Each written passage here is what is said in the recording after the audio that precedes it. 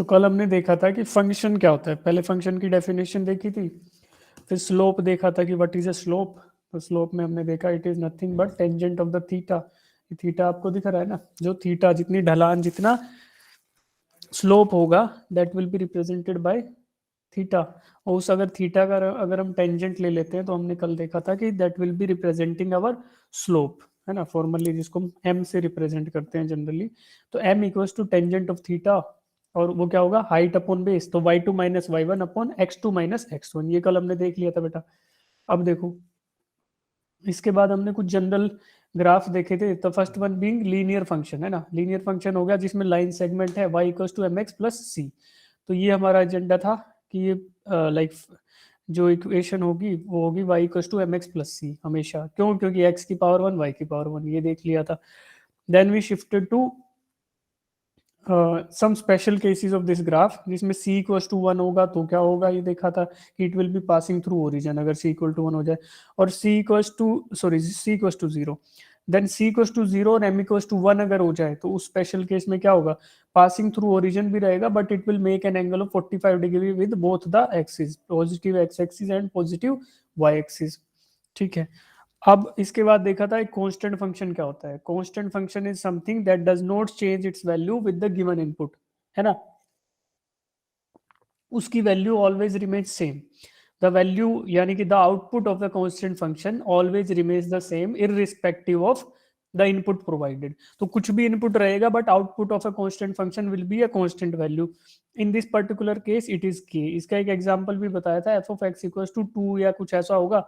आप जो मर्जी एक्स की वैल्यू उसमें डालो, value of the function F X will remains constant two. और ऐसे फंक्शन किसके, किसी भी कोऑर्डिनेट एक्सिस के पैरेलल होंगे, चाहे वो x का फंक्शन है तो x के पैरेलल रहेगा। अगर y का फंक्शन, सपोज करो there is some function of y, f of y मैं लिखता हूँ कि function f of y is input और उसकी वैल्यू 2 आती है, तो दैट मीन्स कि irrespective of the value of y it will have some constant value of x। तो यहाँ पे हमेशा उसकी दूरी y एक्सिस से 2 रहेगी। तो ये देखा था बेटा। Then we shifted to an new function जिसको हमने बोला कि इनवर्स फंक्शन क्या रहेगा, इनवर्स फंक्शन। तो आज का हमें यहाँ से स्टार्ट करना है ना। भाई इससे आगे तो नहीं पढ़ा दिया था, कभी हम भूल रहे हो? No sir. है ना, ठीक है। तो आज का एजेंडा हमारा ये रहेगा कि हम फटाफट से इन दो एक दो फंक्शंस को देखेंगे, ट्रिग्नोमेट्री को देखेंगे और डिफरेंशिएशन को सुलटा लेंगे। इसके बाद इंटीग्रेशन बचेगा, वो देखेंगे नेक्स्ट क्लास में, ठीक है। चलो, अब बात आती है graph of inverse function. Inverse function जैसे नाम से ही पता चल रहा है कि it is inverse of some value. Some value क्या हो सकती है, इनपुट। इनपुट का अगर हम इनवर्स कर दें यानी वन अपॉन इनपुट अगर करें तो that will be called as inverse function, है ना। तो that will be called as inverse function. तो देखो y equals to one by X दिख रहा है आपको, y equals to one by X. तो x is some function of y, तो मैं इसको ऐसे लिख सकता हूँ ना, F of X equals to Y equals to one by X. तो ये लिखने का तरीका है। एफ ऑफ एक्स को ऐसे घबराएंगे नहीं कोई बच्चे कि ये सिर्फ लिखने का तरीका है। क्या बताने का तरीका है कि y एक कोई फंक्शन है, मतलब y क्या है, y is dependent upon x। बस इसको अगर मैं लिखना चाह रहा हूं तो उसको लिख दूंगा। इफ आई वांट टू, देखो इंग्लिश के शब्द पकड़ो, if I want to write y is dependent upon x, तो मुझे ये लिखना है कि y किस पर निर्भर करता है, x पे। तो बस उसी को लिखने का एक तरीका ये हो सकता है कि y equals to function of x। बस इसको क्या लिखा, y डिपेंड करता है किस पे, x पे। बस उसी को इंग्लिश में या मैथमेटिकल लैंग्वेज में लिख दिया, y equals to some function of x। कौन सा फंक्शन होगा सर, वो आपने बताया कि वन बाई एक्स होगा। क्यों, इनवर्स है। तो अब देखो इसी को लिखा था y equals to one by X लिखा हुआ था, तो कोई भी वैल्यू वो x की जाएगी उसके करस्पॉन्डिंग एक वैल्यू y की रहेगी, और वो क्या रहेगी, वन डिवाइडेड बाई x। तो इनपुट को अगर हमने वन डिवाइडेड बाई इनपुट कर दिया तो that is called as inverse function, है ना। उसका ग्राफ क्या रहेगा बेटा, ये ग्राफ है। जैसे जैसे हमारा x की वैल्यू घटती जाएगी वैसे वैसे y की वैल्यू बढ़ती जाएगी, जैसे जैसे x की वैल्यू बढ़ती जाएगी वैसे वैसे y की वैल्यू घटती जाएगी, है ना। तो अब मुझे ये बताओ कि अगर मैं x की वैल्यू जीरो कर दूं, x की वैल्यू जीरो कर दूं मतलब बिल्कुल यहाँ पे वैल्यू लूं, तो y की वैल्यू क्या है इस पॉइंट पे फंक्शन में। चलो इसमें वैल्यू पुट करके देख लो, 1/0। अगर मैं x की वैल्यू 0 डाल देता हूँ तो y की वैल्यू क्या आएगी बेटा? 0 इंफिनिटी। ठीक है, किसी बच्चे ने बोला, किसी ने 0, किसी ने इन्फिनिटी। और बताओ, और बताओ भाई, कुछ और भी लग रहा है किसी बच्चे को? इन्फिनिटी आएगी, y क्या आएगा बताओ?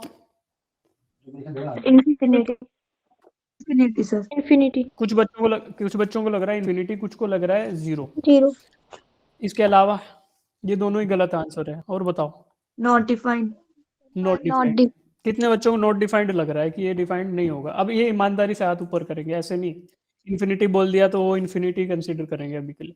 6 बच्चे बोल रहे हैं अभी कि ये नॉट डिफाइंड होगा, बिल्कुल सही बात है। फील आपको आएगी, ऐसी फील आएगी कि 1/0 इन्फिनिटी होगा। पर बेटा कुछ स्टैंडर्ड फॉर्म्स होती है हमारे पास मैथमेटिक्स में जिनका कोई आंसर नहीं होता है, लाइक दे आर अनडिफाइंड। तो उनमें से ही एक फॉर्म है जिस 1/0, इसकी वैल्यू हमें नहीं पता। ठीक है। अब कल जब मैंने फंक्शन स्टार्ट कराया था तो आपको बोला था कि फंक्शन की डेफिनेशन क्या होती है? To a given input if there is some unique output then it is called as a function. ऐसा रिलेशनशिप जिसमें गिवन इनपुट के साथ एक यूनिक आउटपुट मिले तो उसको मैं क्या बोलूंगा? फंक्शन। तो यूनिक आउटपुट मिलना चाहिए भाई। यूनिक आउटपुट मिलने के लिए पहली कंडीशन तो है कि कुछ ना कुछ आउटपुट जरूर मिले। फिर हम देखेंगे कि whether it is unique for every input, तो दैट इज अ फंक्शन। तो अब undefined is not a valid output, undefined तो कोई वैलिड आउटपुट ही नहीं है। तो दिस मीन्स कि y इक्वल टू 1/x जो हमारा फंक्शन है, इसको हम फंक्शन तब तक ही बोल सकते हैं जब तक x की वैल्यू 0 ना हो, है ना? अगर x की वैल्यू 0 हो गई तो ये y की वैल्यू क्या होगी? अनडिफाइंड। तो undefined outputs are not allowed, this means it is no more a function अगर x इक्वल टू 0 हो गया। तो अब इसको कैसे टेकल करेंगे हम? अगर मैं आपको बोलूं कि x की वैल्यू 0 नहीं है बट वेरी क्लोज टू 0 है, it is very very very close to 0, तो मैं लिख सकता हूं उसको x, ये वाला एरो और 0, मतलब x की वैल्यू है और ये 0 के बहुत करीब है, x is very close to 0। तो इसको लिखने का तरीका होता है x टेंड्स टू 0, है ना? x क्या है? 0 के बहुत नजदीक है, या फिर इसको बोलते हैं x लिमिट्स टू 0। ठीक है, ये तीनों ही तरीके हो गए इसको पढ़ने के, x limits to 0, x tends to 0, या फिर x is very close to 0। और मैथमेटिकली लिखोगे तो x सिंगल वाला एरो और 0, तो ये दिख रहा है आपको। अब मैं बोल रहा हूं कि x की वैल्यू 0 के बहुत नजदीक है बट 0 नहीं है। ठीक है, तो ये अनडिफाइंड वाला खेल खत्म हो जाएगा ना, डिफाइंड हो जाएगा, फिर 1/x डिफाइंड हो जाएगा। अब बताओ, if I write x equals to 10 to the power 10 to the power क्या लिख दूं मैं? क्या लिख दूं बेटा? 10 टू द पावर कुछ भी लिख दो यार, बहुत बड़ी वैल्यू लिख देता हूँ मैं, सपोज करो इतनी बड़ी वैल्यू लिख देता हूँ। तो अब 1/10 टू द पावर ये करूंगा मैं, तो कोई वैल्यू आएगी मेरे पास, that value will be very close to 0। अच्छा, हमने 10 कर दिया, ओके बेटा। इसको मैं क्या करना चाह रहा था? मैं एक्चुअल में करना चाह रहा था इसको, ये नहीं कर रहा था, ये भी नहीं कर रहा था, मुझे इसको वेरी स्मॉल वैल्यू देना था। x is very close to 0 है ना, तो मैं ये करना चाह रहा था। ठीक है, तो इसको 1/, ऐसा कर दूं मैं 0.00000001। तो क्या होगा? दो वैल्यू y की आएगी, that will be very close to infinity. भाई बहुत बड़ा नंबर कोई तो इन्फिनिटी बोलते हैं, इन्फिनिटी किसी ने देखा थोड़ी है मैथमेटिक्स की दुनिया में। अगर कोई नंबर बहुत बड़ा है, कंपैरेटिवली बहुत लार्ज नंबर है, तो उसी को बोलते हैं इन्फिनिटी, है ना? किसी भगवान के लिए क्या बोलते हैं सब लोग? कि भगवान के पास असीम शक्तियां हैं, भगवान के पास क्या है? इनफाइनाइट पावर है। तो इनफाइनाइट पावर किसके रिस्पेक्ट में देख रहे हैं हम? एक आम आदमी के रिस्पेक्ट में ना, कि कंपैरेटिवली भगवान हमारे से बहुत शक्तिशाली है, बहुत। ठीक है, अब वो आप देखो, तो रिस्पेक्ट होना चाहिए किसी का, किसी के लिए एक रिस्पेक्टिव वैल्यू है, like it is very large with respect to 1 मान लो, या जिसमें भी कैलकुलेशन कर रहा है उसके रिस्पेक्ट में। तो हम बोल रहे हैं कि एज, इसको देखो अब सिंपल टर्म्स में लिख लेंगे, बहुत बात हो गई। As x tends to 0, Y की वैल्यू किसको अप्रोच करेगी, प्लस इन्फिनिटी को। तो एक बात तो ये हो गई, जीरो लिख नहीं सकते थे, क्यों, अगर जीरो लिख दिया तो ये फंक्शन का ही खेल खत्म हो जाएगा, क्योंकि आउटपुट आना बंद हो गया, मतलब there is no output, this means undefined output is not a valid output, and therefore it will defy the definition of functions itself। तो फंक्शन की ही जो परिभाषा थी उसी को ये वायलेट कर देगा। x अगर जीरो हो गया तो हम लिखेंगे x is very close to zero, means x limits to zero. उस केस में क्या होगा, y की वैल्यू हमारी प्लस इंफिनिटी को अप्रोच करेगी। और जस्ट इसका उल्टा, इसका उल्टा क्या होगा, as x tends to infinity, जैसे जैसे x की वैल्यू इंफिनिटी के करीब जाएगी y की वैल्यू जीरो के करीब चली जाएगी, y will become approximately zero. अब ये देखो कहाँ दिख रहा है, as X tends to infinity, मतलब ये एक्स पॉजिटिव एक्स एक्सिस में इन्फिनिटी की बात कर रहा है, ठीक। तो ये ग्राफ देखो, ये धीरे धीरे धीरे धीरे होकर ना बिल्कुल एक्सिस के बिल्कुल पैरेलल आ जाएगा, बिल्कुल पास में आ जाएगा, टच नहीं करेगा कभी भी, पर गैप बहुत कम हो जाएगा। दिस मीन्स कि वाई की वैल्यू क्या हो गई, जीरो हो गई, वाई की value very close to zero हो गई। और दूसरा वाला जो ये देखा था as X tends to zero, ये यहाँ पे कंडीशन होगी बेटा, ऊपर इधर इधर कहीं, जैसे जैसे हमारा x जीरो के नजदीक जाएगा y की वैल्यू इन्फिनिटी को अप्रोच करने लगेगी, प्लस इन्फिनिटी को बहुत नजदीक आ जाएगी इसके, लेकिन कभी इसको टच नहीं करेगी। दिस मीन्स कि x की कोई वैल्यू है positive, but it is not exactly equal to zero, but the value of x is very close to zero. तो ये चीज आपको नजर आई। और इनवर्स फंक्शन की बात कर रहे थे, तो इनवर्स फंक्शन का ग्राफ आपको दिख रहा है कि y की वैल्यू x की वैल्यू से इनवर्सली रिलेटेड है, जैसे जैसे x बढ़ेगा वैसे वैसे y घटता जाएगा। तो ये फंक्शन आपको समझ आया, साथ में आपको लिमिट्स का थोड़ा पता चल गया कि लिमिट का इस्तेमाल कहाँ किया जा रहा है, ठीक है। अब देखते हैं अगला फंक्शन, यहाँ पे है ग्राफ ऑफ क्वाड्रेटिक फंक्शन। देखो पहले अब तक देख रहे थे लीनियर फंक्शंस, लीनियर में क्या बताया था कि x और y की दोनों की वैल्यू क्या है, उनके पावर में हमेशा वन रहेगा, but y equals to some function of x लिख दिया मैंने, और कौन सा फंक्शन, ax² plus bx plus c। तो अगर पावर में दो आ गया, देखो यहाँ दो आया x की पावर में, तो such a relationship is called as quadratic, और इसको हम डिफाइन करते हैं विद द हेल्प ऑफ, मतलब ये सच रिलेशनशिप्स अगर इनको हम ज्योमेट्रिकली ड्रॉ करने चले तो ये पैराबोला की शेप में आएंगे, they will be in the shape of parabola, ठीक है। अब पैराबोला की शेप में आएगा। अब देखो पैराबोला कैन बी, अब उसका मुंह है जो, देखो पैराबोला तो आपको पता है कि शेप ऐसी कुछ होगी, दिख रही है।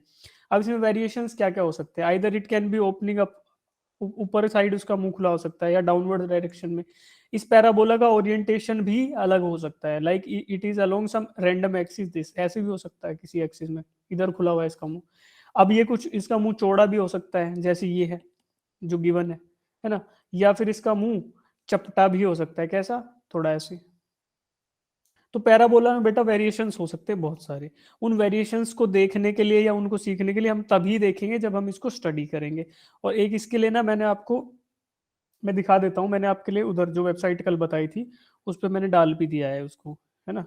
देखो इधर जाओगे तो सबसे नीचे आ जाना इस वेबसाइट पे, सबसे नीचे, और सबसे नीचे आओगे तो यहाँ पे आपको दिखेगा ये रहा, ग्राफिंग ग्राफिंग क्वाड्रेटिक, ये दिख रहा है, ये मैंने खोला, इसमें आप जाओगे तब यहाँ पे ए बी और सी, है ना, ए बी और सी की अलग अलग वैल्यूज यहाँ डाल के, आप देखो ax² plus b x plus c, equation दिखी आपको, ये दिख रही है ना, y equals to ax² plus b x plus c, यही इक्वेशन हम देख रहे हैं।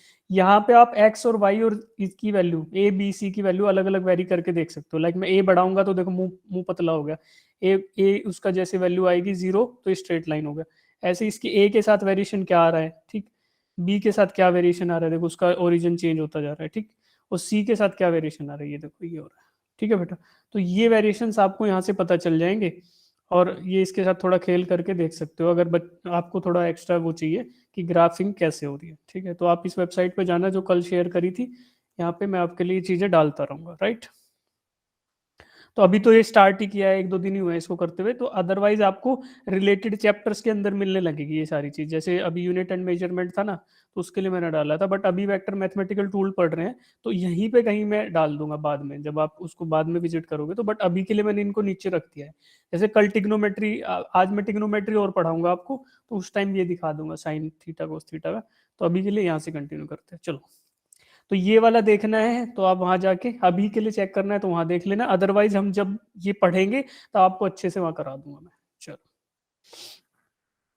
अब देखो, अच्छा उसमें कुछ करना नहीं है, उस वेबसाइट में इंस्टॉल वगैरह कुछ नहीं हो रहा, बस वेब पेज पे जाओ, उधर खेलो थोड़ी देर, फिर बंद कर दो, बस यही है।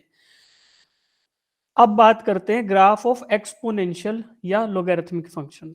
अब एक्सपोनेंशियल फंक्शन का मतलब क्या होता है कि एक्सपोनेंशियल का मतलब होता है पैसा डबल, है ना। जैसे कि मान लो 1 रुपए से स्टार्ट किया, फिर 2 हो गए, 2 डबल किया तो 4 हो गए, 4 को डबल किया तो 8 हो गए, 8 को डबल किया तो 16 हो गए, 16 को डबल किया तो 32 हो गए। तो this is called as exponential growth, मतलब हर बार डबल डबल होता जा रहा है, ठीक। तो such a growth is called as exponential growth. Recently हमने इसका बहुत बड़ा एग्जांपल देखा है, बताओ कोई बच्चा, अभी दुखी कर दिया था पूरी दुनिया को उस चीज ने, that was on exponential growth. कोई बता पाएगा what was that? Corona. Corona virus. Corona virus ऐसी चीज थी, मान लो एक बहुत बड़ी पॉपुलेशन है, उसमें एक आदमी को कोविड हो गया, ये रेड कलर का डॉट, ठीक है। अब मैं बोलता हूँ कि भाई ऑन एन एवरेज, ऐसा नहीं है एक आदमी तो रैंडम आदमी, कोई बिल्कुल घूमने फिरने वाला आदमी तो 100 आदमियों को भी कर सकता है, बट बहुत बड़ा अगर पूल ले, सपोज मैं एनालाइज कर रहा हूँ 1000 लोगों को, तो फिर मैंने कैलकुलेट करके बताया कि ऑन एन एवरेज एक आदमी 5 बंदों को कोविड दे रहा है, ठीक है, 5 बंदों को कोविड फैला रहा है। तो भाई ये रेड वाला था, इसने चेन स्टार्ट की और ये 5 नए वो पेशेंट तैयार हो गए कोविड के, ठीक है, येलो डॉट्स। अब इसका एक्सपोनेंट यानी इसका मतलब क्या हुआ कि एक बंदा 5 लोगों को दे रहा है, तो फर्स्ट स्टेप में तो ये हो गया, एक का क्या हुआ, एक का हुआ 5, फिर एक का 5 हो गया, फिर ये 5 लोग, हाँ सब सारे के सारे 5 लोग अलग अलग से फिर से 5 लोगों को देंगे, तो उस केस में क्या होगा, उस केस में बताओ क्या होगा, कितने लोग तैयार हो जाएंगे? 25। 25, 25। 25 तैयार हो जाएंगे, हर एक ये हर एक ये येलो डॉट है, उसके करस्पॉन्डिंग उनके अलग अलग 5, है ना, इसके अलग से 5,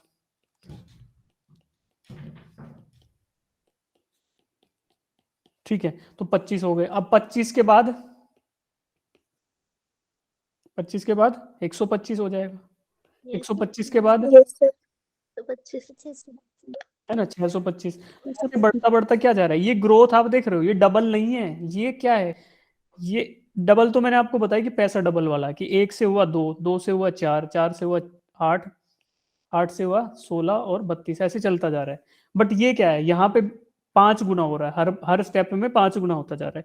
अब ये क्या है, ये भी बेटा एक्सपोनेंशियल ग्रोथ है और ये भी एक्सपोनेंशियल ग्रोथ है, बस फर्क कितना है, बेस का फर्क है। यहाँ डबल हो रहा था हर बार, तो इसका बेस क्या हुआ 2, यहाँ पे 5 टाइम्स हो रहा था, तो इसका बेस क्या हुआ 5। तो जितने हर स्टेप में जितने गुना हो जाए चीज, जितने टाइम्स हो जाए, जितनी बार मल्टीप्लाई हो जाए, that is the base of any exponential function, base of any exponential function. और एक्सपोनेंशियल क्या होगा, एक्सपोनेंशियल ऐसा ही होगा भाई, जैसे एकदम से बढ़ता चला जाए। अब जितना बेस है उतने गुना हो जाएगा। मान लो अगर 10 होता, इफ द बेस वाज 10, और मैं बोलूं 1 से शुरू हुआ है, तो सेकंड स्टेप क्या आता 10 टाइम्स, फिर हर बार फिर 10 से हो जाता 100, फिर 1000। तो इस in this case it is called as base 10। आमतौर पे हम दो ही तरीके के लोग यूज करते हैं ना, लोगैरिथमिक या एक्सपोनेंशियल वैल्यूज, आइदर ई बेस्ड या फिर 10 बेस्ड। तो ई वाला क्या होता है, नेचुरल लॉग होता है, और ये क्या होता है, बेस 10 होता है। तो बेस 10 क्या है, बेस 10 ये है कि 1 से शुरू किया, फिर 10 हुए, फिर 100 हुए, फिर 1000 हुए, फिर 10,000 हुए, फिर 1 लाख हुए, फिर 10 लाख, फिर 1 करोड़, फिर 10 करोड़, फिर ऐसे बढ़ता चला जाएगा। और यहाँ पे ई से स्टार्ट करेंगे, यानी कि बेस ई है, बेस ई में भी आप 1 से स्टार्ट कर लो, 1 से स्टार्ट करोगे तो ई हो जाएगा, फिर ई स्क्वायर हो जाएगा, फिर ई टू द पावर 3 हो जाएगा, फिर ई टू द पावर 4 हो जाएगा, ऐसे बढ़ते चले जाओगे। तो that is also exponential growth. बस यहाँ पे बेस है ई, यानी कि नेचुरल बेस है, ये बेस हुआ। ये 1 का 2 हुआ था, 2 का 4, 4 6 16, इसका बेस क्या था 2 था। कोरोना वायरस वाला जो केस लिया उसमें क्या था, बेस था 5, और ये 10 का था, इसमें बेस 10 होता है। तो आपको ग्रोथ का आइडिया लग गया कि अगर ऐसी ग्रोथ होती जा रही है तो that is called as exponential function. अब इसी के जस्ट उल्टा होगा लोगैरिथमिक फंक्शन, एक्सपोनेंशियल फंक्शन का उल्टा होगा लोगैरिथमिक फंक्शन। मतलब इसको फील करने का एक ही तरीका है, एक्सपोनेंशियल तो आपको फिजिकली पता चल गया कि ऐसा फिजिकल होता है, बट लोगैरिथमिक को उतना इजीली फील नहीं कर पाओगे। तो उसके लिए क्या कर सकते हैं हम लोग, बस ये देख लो कि अगर लोग दिखाई दे आपको, जैसे मान लो मैं बोलता हूँ y equals to some function of x and that function is log of x, तो इसका बेस बता देता हूँ, मान लो मैं 10, तो log 10 बेस x मैंने आपको बोला कि दिस इज सम फंक्शन। तो y की वैल्यू क्या आएगी, गिवन इनपुट x देंगे, हमारे पास इंडिपेंडेंस किसकी है, इनपुट देने की। अगर हम x की वैल्यू उसको इनपुट देते हैं और find out, we have to find out the value of y corresponding to that input, तो वो आउटपुट क्या आएगा उसको फील करने का तरीका ध्यान से सुनो। मान लो मैं आपको x दे देता हूँ, x इज 10, x 10 दिया, तो 10 जब मैं लिखूंगा तो y will be nothing but log of base 10, ये 10। तो y की वैल्यू क्या आएगी, अब यहाँ देखो कि y की वैल्यू वो आएगी कि मैं इस 10 को ये बेस की पावर में क्या कर दूं, बेस की पावर में क्या लिख दूं कि मेरा आंसर ये आ जाए 10। बेस की पावर में क्या करूं कि आंसर 10 आए, तो 10 की पावर मान लो y है, that will B this one 10। तो y क्या हुआ बेटा, फिर y की वैल्यू क्या हुई, 1 वन 1 वन 1 हुई। तो अब देखो y इक्वल्स टू 1 आएगा। अगर मैं आपको देता हूं x की वैल्यू, x इक्वल्स टू 100, फिर मैं लिखता हूँ y equals to log base 10 और ये 100, तो अब आप फील करो कि x ये 10 की पावर में मैं क्या लिख दूं कि मेरा आंसर 100 आ जाए, that will be value of y 10 2 2 two two 10 नहीं बेटा, 2 मल्टीप्लाई नहीं करे, पावर में बात कर रहे हैं। तो 10 की पावर में अगर मैं 2 लिख देता हूं तो मेरा आंसर आता है 100। तो बेटा ये 2 जो है ना, दैट इज y, यानी हम ये देख रहे हैं कि कौन से जनरेशन में जाके हुआ, मतलब कौन से स्टेप है, स्टेप जितना हुआ, कितने स्टेप हम गए उस लॉग की उसमें फंक्शन में, दैट इज अवर y। तो जब लॉग की फील लेनी हो तो बस यही करना है कि उल्टा है और क्या है, जैसे हम लोग लॉग बेस ई भी निकालते हैं, या 10 के आपको अब पता चल जाएगा कि भाई log 10 100 है ऐसे। अब फील ये नहीं आएगी कि यार ये अजीब सा फंक्शन क्या है, अब ये फील लेनी है कि ये बेस है ना, उसकी पावर में मैं क्या लिख दूं कि मेरा ये आंसर आ जाए, वही इसका आंसर है, वही इसका आंसर है। अब देखो हल्के से एक और चीज बता देता हूं, मैं y को लिखता हूं, ये कोई और फंक्शन लिखा, y equals to log e based e, तो e की पावर में क्या लिखूं कि आंसर e आ जाए 1, 1 तो 1 आ जाएगा इसकी। 7 y equal to some function of log base a base का है और a ही है, तो ये आएगा बेटा 1 1 भाई जो जो बेस है अगर वही इनपुट है, इसका मतलब पहले स्टेप की बात हो रही है, and that is the value of y, समझे। यस सर तो ये फिजिकली आप फील इसको कंप्लीट पावर्स में कर पाओगे, बट अगर ये log की वैल्यू डेसिमल्स में भी आ सकती है, तो वहां पे आप फील करने के लिए बस यही देखना कि जनरेशन जो है ये 1 से 2 पे नहीं गई है, इन बिटवीन समवेयर है, तो वो ऐसे फील कर लेना, बट ये थोड़ा थोड़ा फील आपको आ गई होगी। तो अब बताओ समझ आया आपको एक्सपोनेंशियल और लोगरिथमिक क्या होता है। Yes sir yes sir yes ठीक है, अब देखो, और ग्राफ देख लोगे तो एक्सपोनेंशियल का तो आपको दिख ही रहा है कि भाई थोड़े से स्टार्ट किया था और ये स्टीप होता होता जाएगा, ऐसे बढ़ता चला जाएगा। क्यों, क्योंकि हर बार वैल्यू क्या हो रही है, डबल बेस के बराबर डबल मल्टीप्लाई हो रही है, बेस से मल्टीप्लाई होती जा रही है। अब ये देखो कि ये स्टीपनेस, मतलब कि इस लोगरिथमिक फंक्शन का जो स्लोप है, क्या वो बढ़ता जाएगा, यस बढ़ता जाएगा ना, उसका इंक्लिनेशन ढलान जो है वो बढ़ती जाएगी बेटा। तो that is the slope of, और इधर लोगरिथमिक का क्या हो रहा है, लोगरिथमिक का स्लोप घटता जा रहा कम हो रहा है ना, कम तो हो ये उसका उल्टा है, कम हो रहा है। बस ये बातें आप छोटी छोटी याद रख लो इनके बारे में। अब स्टार्ट करते हैं ट्रिग्नोमेट्री। अभी डाउट है फंक्शन वगैरह में किसी को, इनपुट आउटपुट में एक टाइप ऑफ फंक्शन जो ग्राफ वगैरह देखे, नो सर नहीं है ना। अब देखो ट्रिग्नोमेट्री का खेल स्टार्ट करते हैं। व्हाट इज ट्रिग्नोमेट्री, ये बात करती है राइट एंगल ट्राइंगल के अंदर रेशियो ऑफ साइड्स, और उससे हम एंगल्स निकाल सकते हैं। तो बेस्ड है राइट एंगल ट्राइंगल पे, राइट एंगल ट्राइंगल के ऊपर हमारी बेस्ड है सारी की सारी इसकी कहानी। अब देखो ये ट्राइंगल आपको दिख रहा है, we should focus our attention on this triangle. इसमें एक एंगल है theta, there is angle theta, theta दिखाई दिया सबको। इस थीटा के जस्ट सामने वाली साइड, यानी कि opposite side of this theta is called as perpendicular P. इस थीटा के जस्ट एडजेसेंट, इसके बाजू वाली side, that is called as base, या फिर बेस एडजेसेंट साइड। और तीसरी बच गई, that is called as hypotenuse. ये आपको पता है। अब इसको यूज करते हुए आप मेरे को बताओ साइन थीटा क्या होगा।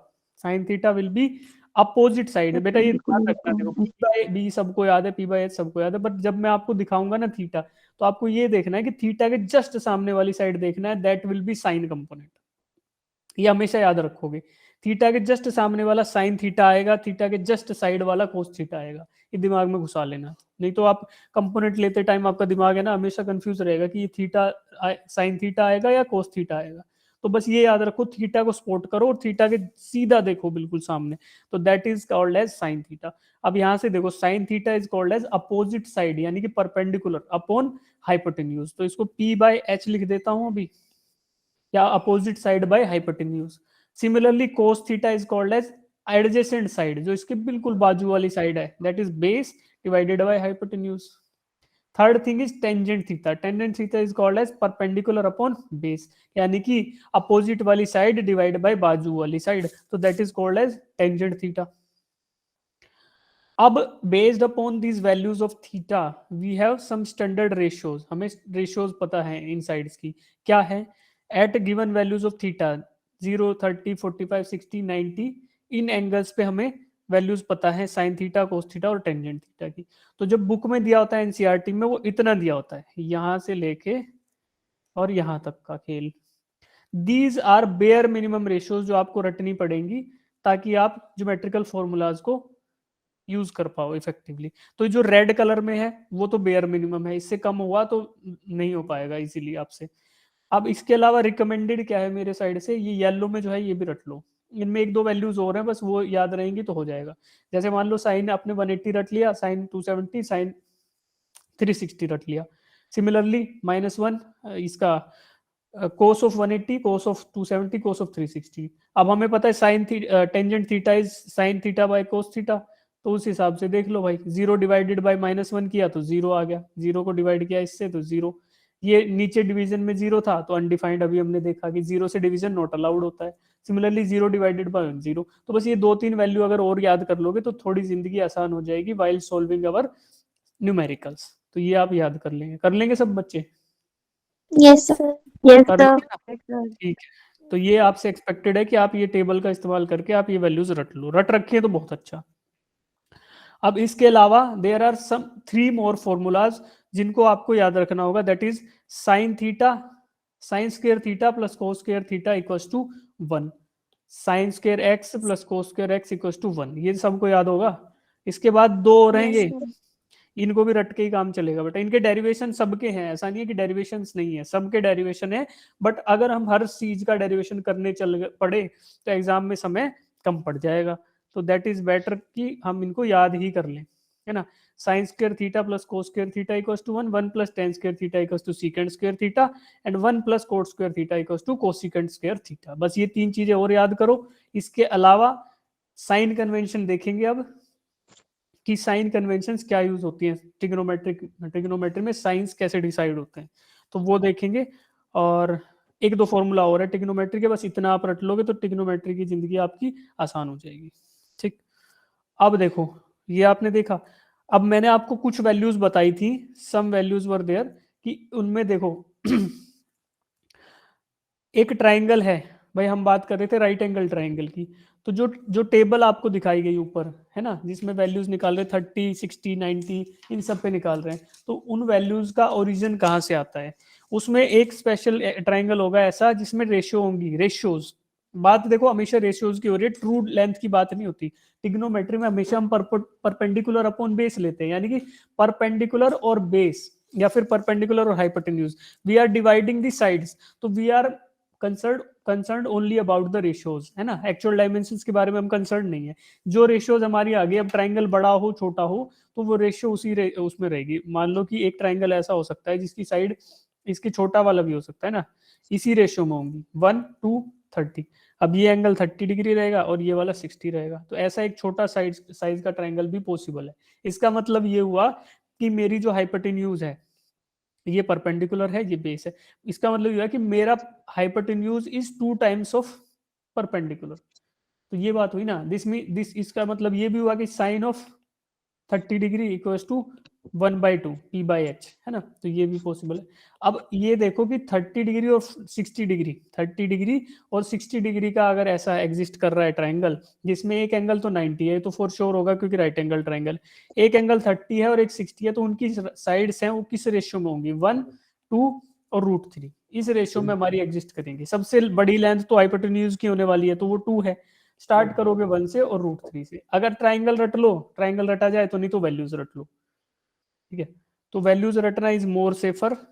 बाकी इस तरीके से भी आप देख सकते हो। दूसरा हो सकता है कि if the right angle triangle has two equal angles of 45 degree, अगर ये 45 डिग्री के इक्वल एंगल्स हैं, तो this means the sides will be in the ratio of this, एक ये 1 होगा, ये 1 होगा और ये 2 होगा। भाई एक चीज और भी है, पाइथागोरस थ्योरम हम लगा सकते हैं ना राइट एंगल ट्राइंगल पे, है भाई। Yes, sir. हाइपोटेन्यूज का स्क्वायर इक्वल्स टू साइड का स्क्वायर का सम, है ना। तो Right. जितनी भी साइड का स्क्वायर का सम है, तो हाइपोटेन्यूज अगर मुझे निकालनी है, h² equals to 1 square plus 1 square, and that is क्या बोलेंगे 2, ये 2 आएगा, तो h हमारा √2 आ जाएगा। तो ये हमेशा आप ये भी फॉर्मूला लगा के अपना जुगाड़ लगा सकते हो पेपर में, कि अगर कहीं जरूरत पड़ जाए एक से दूसरी वैल्यूज पे जाने की, तो पाइथागोरस थ्योरम भी हमेशा एप्लीकेबल होगी, Yes, sir. ट्रिग्नोमेट्री जहाँ पे काम आ रही है। अब हमने एक और डिस्कशन किया था वाइल डिस्कसिंग एंगल्स, कि दो और एंगल होंगे जो बार बार को पेपर में रिपीट होंगे। The first one is 37 degree और दूसरा होगा 53 डिग्री। 37 डिग्री और 53 डिग्री अगर आपके पास एंगल आते हैं, दिस मीन्स कि आप पेपर में क्या देखोगे, धुआं दिख जाएगा कि अब कैसे निकालूं, है ना भाई। जब आपने रटाया ही नहीं, टेबल में भी नहीं था, कहीं भी नहीं था, तो साइन ऑफ 37 डिग्री कैसे निकालोगे, ऐसे सोचोगे कि बस हो गया। तो उसका एक आसान तरीका है, इस ट्रायंगल को आप बोल सकते हो मैजिक ट्रायंगल बोल लो, क्योंकि हमारी जिंदगी में जादू बन के आएगा उस टाइम पे। बस कुछ नहीं करना, ये याद रख लो कि जिस ट्रायंगल में 37 डिग्री और 53 डिग्री के एंगल आते हैं, उसकी साइड 3, 4 और 5 होती है, 3, 4 और 5 होती है। तो 5 क्या होगा, hypotenuse is the largest thing, तो 5 हो गया। फिर एक 3 होगा और एक 4 होगा, उसके हिसाब से एंगल छोटे बड़े होंगे भाई। 37 के जस्ट अपोजिट वाली साइड 3 होगी, क्यों, क्योंकि मुंह थोड़ा कम खुला हुआ है इस साइड का। 53 थोड़ा ज्यादा खुला है, दिस मीन्स कि इसके अपोजिट वाली साइड थोड़ी लेंथी होगी। तो ये सीधा सीधा लिख दो, 3 होगा वो 37 के अपोजिट, 53 के अपोजिट 4, और हाइपोटेन्यूज सबसे लार्जेस्ट होती है, उसको 5 लिख देंगे। अब मैं आपको बोलूं, डाउट है बेटा दिव्या? दिव्या, अच्छा, तो देखो, अब मैं आपको बोलूं कि ये ट्रायंगल आपको दिख रहा है, now you have to find out sine of 37 degree. तो साइन थीटा मैंने आपको बताया था, it will be perpendicular upon hypotenuse. तो परपेंडिकुलर कौन सा होता है, परपेंडिकुलर होता है अपोजिट वाला साइड, यानी कि 37 पे बात करनी है सर, इसके जस्ट सामने वाला देखूंगा मैं, क्या है, 3 है। तो sine of 37 degree that is equal to 3/5. 3/5, ठीक है बेटा, यानी हाइपोटेन्यूज से तो डिवाइड करना ही है, ये तो मेरा h है। अब 3 अपोजिट साइड बाय 5, तो इसका वैल्यू क्या आएगा, 0.6। सिमिलरली साइन ऑफ 53 डिग्री अगर निकालना है, that will B 4/5. 4. That will B 4/5। क्यों, 53 एंगल देखो और इसके जस्ट अपोजिट वाला ही हो गया 4/5, तो that is 0.8। Cos 37 adjacent side divided by, पहले 37 को स्पॉट करो, फिर उसकी एडजेसेंट साइड देखो, ठीक है 4, तो 4/5 दैट इज 0.8। और similarly sign of cos of 53 degree, तो 53 डिग्री के 3/5. एडजेसेंट साइड 3 है, तो 3/5 आया, यानी कि 0.6 आया। अगर आपको ये पता है 3, 4, 5 है, तो आप आराम से लिख सकते हो इनकी वैल्यूज, ठीक है। Sir. तो ये आप याद रख लेंगे। अब इसके बाद वी हैव टू डिसाइड कि क्वाड्रेंट के हिसाब से वैल्यूज कहाँ कहाँ किस हिसाब से चेंज होती है इन द ज्योमेट्रिकल फॉर्मूलाज या ज्योमेट्रिकल रेशियोज, ठीक है। तो इसको रटने का बेटा एक तरीका है कि after school we go to college, तो after school to college, after school to college, ठीक है। स्कूल के बाद गए कहाँ, कॉलेज में। तो आफ्टर का ए उठा लो, स्कूल का एस उठा लो, टी का 2 का टी और सी का कॉलेज का सी, ए एस टी सी, ठीक है, ए एस टी सी। ये आपको आफ्टर स्कूल टू कॉलेज, पहले क्वाड्रेंट से स्टार्ट करते हुए सेकंड थर्ड फोर्थ की तरफ जाएंगे और आफ्टर स्कूल टू कॉलेज लिख देंगे। तो पहला क्वाड्रेंट कौन सा होगा? That will be in between the angle 0 degree और 90 डिग्री। 0 डिग्री से 90 डिग्री के बीच में जो क्वाड्रेंट होगा दैट इज फर्स्ट क्वाड्रेंट। उसके अगला सेकंड, उसके अगला थर्ड और उसके अगला फोर्थ। अगला अगला मतलब क्या? 90 से 180 है ना भाई। 90 के बाद क्या आएगा? 180 तक का डिवीजन हर 90 डिग्री के स्टेप पे। फिर 180 से 270 और फोर्थ वन क्या होगा? 270 से 360। ये फोर्थ क्वाड्रेंट हो गया। क्वाड्रेंट मतलब कि we have divided it into 4 equal parts. We have divided the plane of these geometrical ratios into 4 equal parts. So after this division we arrived at 4 equal parts that are called as quadrants. और पहला quadrant 0 से 90 degree, दूसरा 90 से 180, तीसरा 180 से 270 और चौथा 270 to 360 degree. अब देखो if I start from 0 degree, मैं 0 डिग्री से स्टार्ट करके एक चक्कर घूम के वापस 0 पे आ गया, तो this means I have encompassed 360 degree. मैं 360 डिग्री चल चुका हूं। तो इसी कारण की वजह से 0 और 360 एक ही जगह लाई करेंगे। फिर एक चक्कर और घूम के आ गया तो फिर क्या हुआ? 720। तो 720 भी यही होगा। Any multiple of 360 degree, any multiple of 360 degree वो इसी पॉइंट पे एग्जिस्ट करेंगे। और सिमिलरली उसमें 90 जोड़ दोगे तो वो सारे के सारे एंगल यहाँ एग्जिस्ट करेंगे। उसमें 180 जोड़ दोगे तो वो इधर एग्जिस्ट करेंगे, 270 जोड़ दोगे तो इधर एग्जिस्ट करेंगे। ठीक है, तो ये बात हो गई एंगल्स की और ये बात हो गई डिवीजन ऑफ क्वाड्रेंट्स की।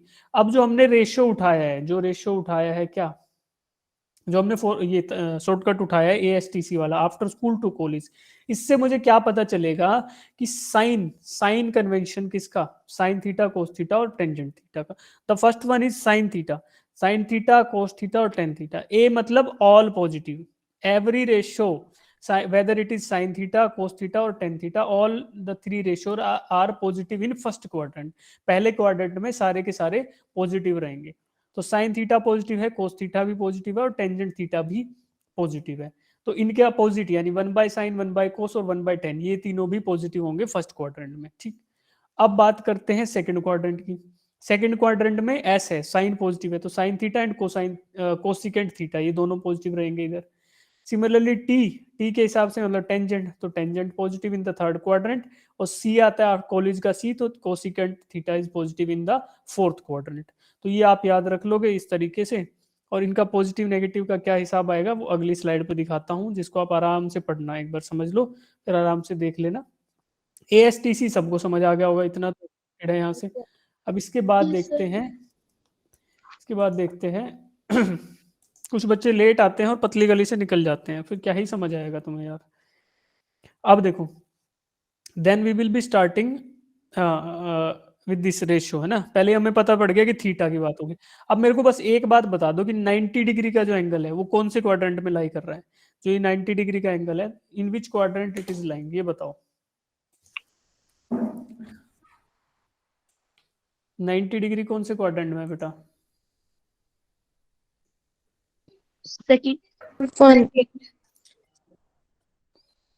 सेकंड क्वाड्रेंट में, कुछ बोल रहे हैं फर्स्ट क्वाड्रेंट में।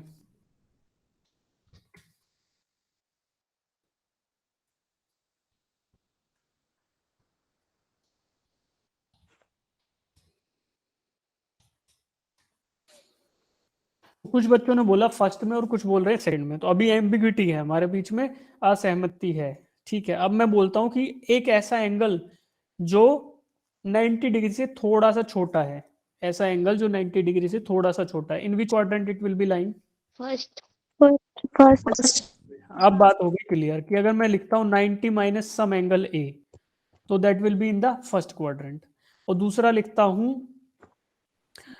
90 प्लस सम एंगल ए, तो ये सेकंड वर्ड में आएगा।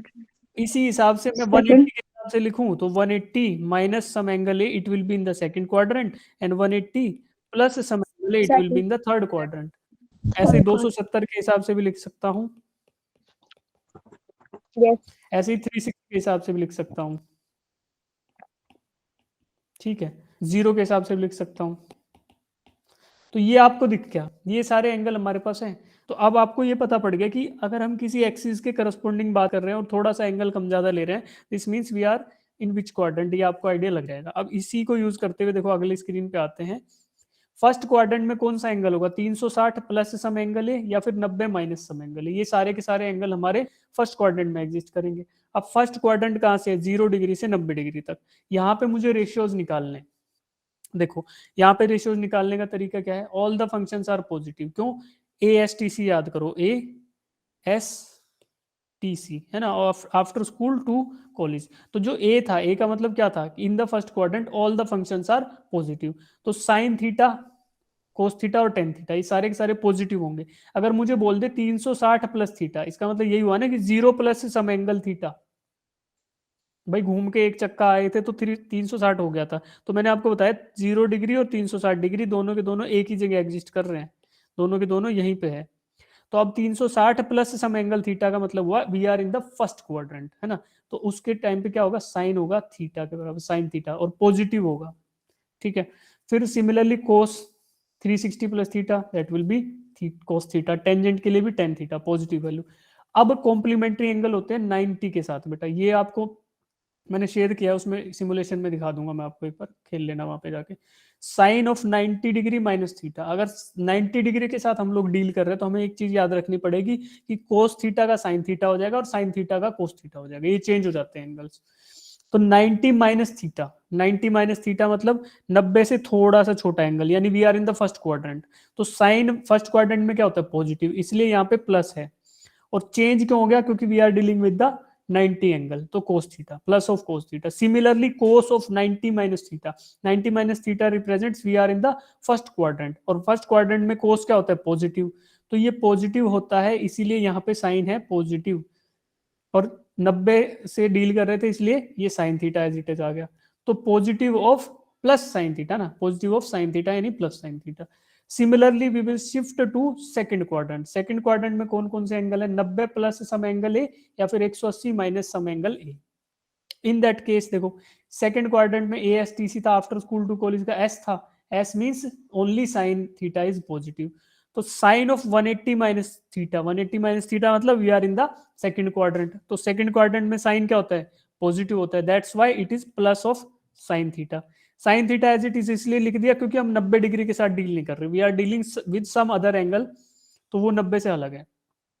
फिर cos of 180, cos of 180 minus theta, 180 minus theta represents we are in the second quadrant. Cosine is negative in second quadrant, that's why we are taking this minus sign. ये minus sign इसी वजह से आया, क्यों, क्योंकि इधर वाला cos क्या होता है, ये नेगेटिव होता है, और 180 माइनस थीटा था तो cos थीटा लिख दिया। सिमिलरली टेंजेंट के लिए लिया बेटा, टेंजेंट के लिए सेकंड क्वाड्रेंट में टेन भी नेगेटिव होता है इसलिए माइनस टेन थीटा। फिर साइन ऑफ 90 प्लस थीटा, अब sine of 90 plus theta, 90 plus theta means we are in the second quadrant. अब sine theta is S, S हमेशा पॉजिटिव होता है सेकंड क्वाड्रेंट में, तो साइन पॉजिटिव होता है इसलिए यहाँ पे प्लस आया साइन, और we are dealing with the 90 degree angle, तो कोस थीटा, साइन का कोस हो गया, और प्लस का साइन इसलिए आया क्योंकि ये वाला जो साइन था, ये जो साइन है this is positive in the second quadrant. अब बात आती है कोस ऑफ 90 प्लस थीटा की, इसको लेके गए तो कोस हमारा क्या होता है, नेगेटिव होता है सेकंड में, तो इसलिए माइनस का साइन आ गया ये, और 90 के एंगल के साथ डील कर रहे थे तो ये साइन थीटा आया। ये सब कर लोगे, Yes, ये sir. निकाल Yes, पाओगे sir. ना। Yes, sir. ये जनरल Yes, रूल है, sir. एक दो रूल है, इसके हिसाब से आपको याद आ जाएगा। और फाइनली याद क्या रखना है, एएसटीसी, एएसटीसी याद रहेगा तो आप सब कर पाओगे। ठीक, हाँ स्कूल में भी किया हुआ है ना। हाँ हाँ वही चीज है बेटा, बस वही रिपीट करा रहे हैं, हमारा भी धर्म है पढ़ाना इसको। ओके, तो इसी तरीके से थर्ड क्वाड्रेंट के लिए देख लोगे, यहाँ पे सिर्फ टेंजेंट पॉजिटिव होगा, तो देखो 10 के खाली रिस्पेक्ट में पॉजिटिव वैल्यू है, अदर यहाँ नेगेटिव है। फिर फोर्थ में क्या होता है, कोसाइन पॉजिटिव है, कोस के साथ वैल्यू पॉजिटिव है, बाकी दोनों की दोनों वैल्यू नेगेटिव है। तो ये सब लोग कर लेंगे। और इसमें किसी को कंफ्यूजन हो रहा है तो इसका भी एक सिमुलेशन मैंने दिखाया था, उस पर चले जाना, बस एक बार दिखा देता हूँ उस पर कैसे करोगे, ये वाला। तो यहाँ पे ये आपको यही मिल जाएगा इसी वेबसाइट पे नीचे, ये वाला जो दिख रहा है ना बीच में, ट्रिग टूर, ट्रिग टूर दिख रहा है ना ये बीच वाला, इस पे जाओगे तो आपको दिख जाएगा। और इसको करते टाइम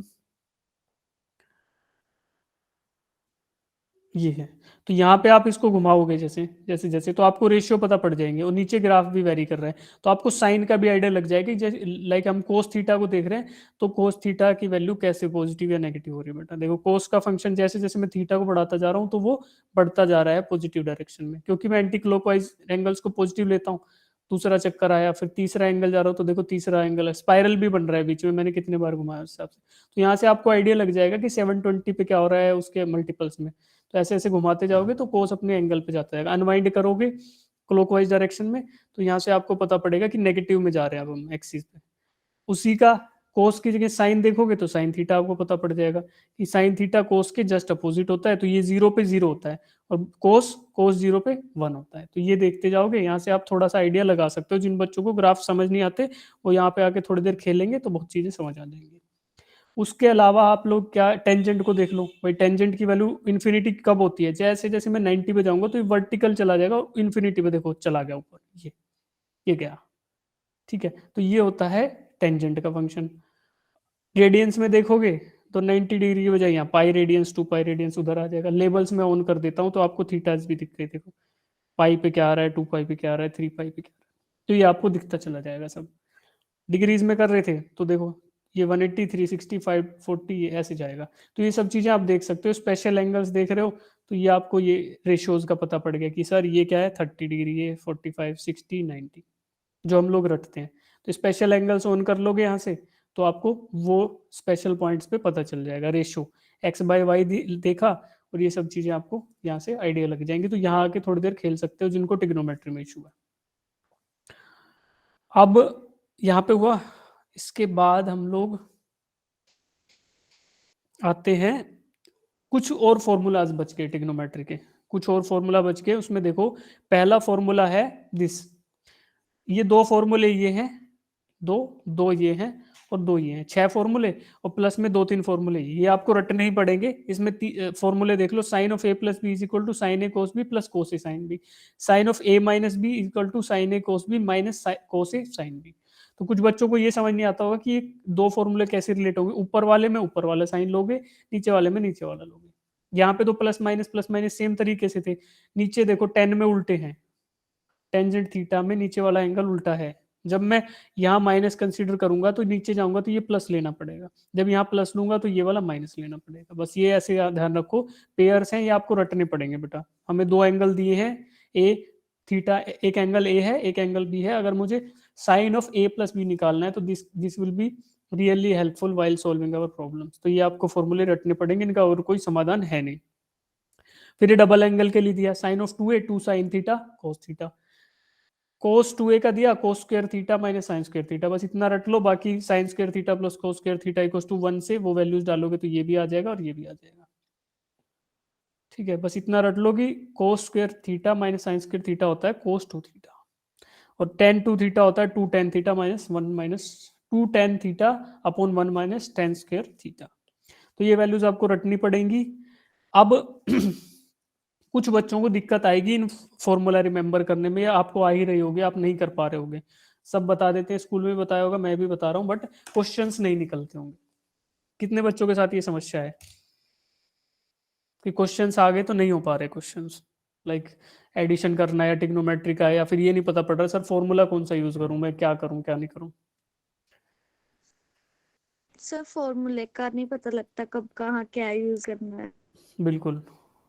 तो अब देखो इसके लिए एक बात बताऊंगा सब बच्चों को। देखो कुछ बच्चे तो हैंड रेज नहीं कर रहे, तो ये ना समझे कि वो बच्चे उनसे हो पा रहा है, वो कर ही नहीं रहे, एक्चुअली वो ट्राई ही नहीं कर रहे। मेरा ओपिनियन तो ये है कि वो लोग ये चीज ट्राई नहीं कर रहे ताकि उनको ये नहीं पता हो पाएगा कि नहीं हो पाएगा। बट जिन बच्चों से नहीं हो रहा है उनका बहुत जेन्युइन वो है कि कंसर्न कि यार नहीं हो रहा, मतलब दे हैव ट्राइड एटलीस्ट। तो आप लोगों ने ट्राई जब किया है तो इसका एक ही सोल्यूशन है, जो प्रैक्टिस। आपको हम क्वेश्चन मैं दे दूंगा अपनी साइड से, कोई इशू नहीं है। लाइक 50 क्वेश्चन आपको ट्रिग्नोमेट्री के मिल जाएंगे, 50 मिल जाएंगे डिफरेंशिएशन के और 50 मिल जाएंगे इंटीग्रेशन के। इन सबको सोल्व कर लोगे तो क्या होगा ना, रेपिटेशन होता है बेटा ट्रिग्नोमेट्री के क्वेश्चंस में भी, डिफरेंशिएशन के भी और इंटीग्रेशन में भी। क्या होगा, स्टार्टिंग का क्वेश्चन थोड़ा सा एक जैसा रहेगा, फिर बाकी के सारे स्टेप पिछले या पिछले क्वेश्चन से मैच होने लगेंगे। तो रेपिटेशन जब होगा ना तो आपको जो ये नहीं पता पड़ता ना कौन सा फॉर्मूला यूज करूं, तो आपको दिखेगा कि यार Yes. साइन थीटा था, ये तो मैंने उस क्वेश्चन में देखा था और उसमें मैंने ये फॉर्मूला लिखा था, तो आपको याद रहने लग जाएंगी चीजें। तो आपको ये है ना, उस स्टेप पे ये नहीं होगा कंफ्यूजन की क्या यूज करूं, आपको पता होगा प्रीवियस क्वेश्चन के एक्सपीरियंस से कि इस स्थिति में या फिर यहाँ तक आगे तो इसके बाद का कैसे सोल्व होगा।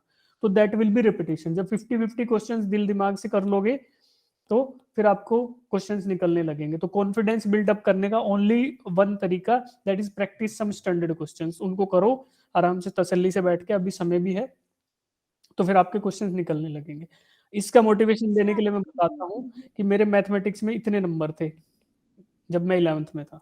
हाँ बोलो, कुछ पूछ रहे थे बेटा। सर आप कब भेजोगे क्वेश्चंस? ये क्वेश्चन बेटा हम मेरे को प्रिपेयर कराने पड़ेंगे या खुद करने पड़ेंगे, फिर भेजेंगे। अभी भेज देंगे आपको, असाइनमेंट दिया है, थोड़ा सा वो ट्राई कर लो।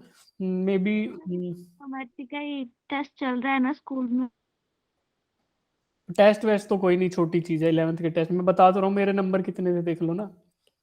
31। मैथ में थे मेरे इतने नंबर जब मैं 11वीं में था। सर हाँ, और मैं फेल हो गया था, फिर मेरी मैडम ने मेरे को इतने नंबर देके गरीब बोल के पास कर दिया था कि जा गरीब, चला जा 12th में। सर क्यों? क्यों सर? क्योंकि मैं डर गया था किससे, ट्रिग्नोमेट्री डिफरेंशिएशन से, इंटीग्रेशन से। से डिफरेंशिएशन तो हमें भी नहीं समझ आता। बस वही है ना, सब लोग एक ही कश्ती में बैठे हैं। मैं यही तो बता रहा हूँ कि जब करोगे तो हो जाएगा। मैं अपना सॉल्यूशन भी बताऊंगा आपको कि ये ऐसा मेरे साथ हुआ क्यों। फिर मेरे मेरे 12th में कितने नंबर आए फिर, सर कितने? बोलो बोलो, सर बताओ। 12th में कितने आए फिर, 90। 12th में इतने आए भाई। Oh, तो फिर मैं यहाँ से स्टार्ट हो 94. इधर से उछल के यहाँ तक कैसे आया फिर, वो तरीका मुझे पता है क्योंकि मेरे साथ हुआ है। Yes, बोलो sir. बोलो, बता दो। है ना, तुम्हें भी बता दूं ना, तुम्हें तरीका बता चुका मैं कि क्वेश्चन कर लो, 50-50 सवाल कर लो। अगर फिर उसमें भी फीलिंग नहीं आ रही तो 100 कर लो। जिस टॉपिक के नहीं आ रहे समझ, उसके 100 सवाल कर लो बैठ के एक बार तसल्ली से, किसी भी कॉपी में साफ तरीके से लिख के। साफ भी मत लिखो यार, दिमाग में लिखा जाएगा जब इतने क्वेश्चन कर लोगे ना। 11th और 12th इसका मैथमेटिक्स कुछ नहीं है, या फिजिक्स में जो मैथमेटिक्स लग रहा है वो भी कुछ नहीं है। यू जस्ट, आपको पैटर्न दिखने लगेगा, है ना। डिफरेंशिएशन स्टार्ट नहीं कर रहे बेटा अभी, आज यहीं खत्म कर देंगे क्लास को, क्योंकि हड़बड़ी में करने का फायदा नहीं है। जब तक चीजें समझ नहीं आएगी तो अपन लोग नहीं करेंगे, यस सर। ठीक है। यस अब देखो, आज है सैटरडे, कल आपका टेस्ट हो सकता है फिजिक्स का। जो कल टेस्ट है उसमें फिजिक्स आ सकती है, उसमें डिफरेंशिएशन भी आ सकता है, इंटीग्रेशन भी आ सकता है, ठीक है। लेकिन डिफरेंशिएशन और इंटीग्रेशन के बहुत कम क्वेश्चन आएंगे, आए तो, नहीं तो नहीं भी आ सकते। तो आप लोग अभी के लिए वो अटेम्प्ट कर लेना, कोई इशू नहीं है। इसको हम लोग करेंगे डिस्कस अच्छे से, क्योंकि मैं नहीं चाहता कि यार फाइनल एग्जाम तो हमारा जेई का एग्जाम है ना, तो उसके लिए हम ये कल के एग्जाम के लिए उतने डिस्टर्ब नहीं होंगे। जो भी होगा ठीक है, आप देखे आना। उसमें टिग्नोमेट्री आएगी, फिजिकल वर्ल्ड आ सकता है, और इससे पहले यूनिट एंड मेजरमेंट जो हमने पढ़ा था वो आ सकता है। तो मेजोरिटी हो तो वहीं से आएगा, एक या दो क्वेश्चन भूला भटका इधर से आया तो कर देंगे सब लोग, जो जो जैसा कुछ आता हो। और ओके। अभी तो जैसे आप लोग बता रहे हो कि असाइनमेंट का इशू है, नहीं सॉरी, इसका डिफरेंशिएशन का इशू है, नहीं हो रहा क्वेश्चन का